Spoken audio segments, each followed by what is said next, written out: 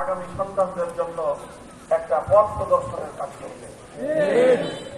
3000 সন্তান জন্ম নিবে, আল্লাহ নবীর ইজ্জত দিয়ে ছিনিমিনি খেলা হবে।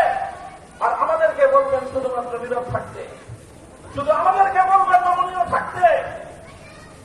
আমি বলি নমনীয় আমরা থাকতে জানি, নম্র ভাষায় কথা বলতে আমরা জানি, নমনীয় থাকবো, নম্র থাকবো।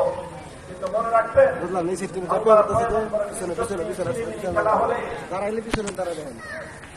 আল্লাহর পয়গম্বরের ইজ্জত নিয়ে যারা ছিনিমিনি খেলবে, সেই সাতেমের রাসূলকে আল্লাহর জমিনে এক মুহূর্তের জন্য আমরা বরদাস্ত করতে পারবো না। জীবন থাকবে কি থাকবে না, কারাগারের ভিতরে থাকতে হবে না বাইরে থাকতে হবে, এই সব কিছুর চেয়েও আমাদের কাছে বড় প্রশ্ন হলো আমার এই জন্মভূমিতে আমার নবীর ইজ্জতের ঠান্ডা সমুন্নত থাকবে কি থাকবে না।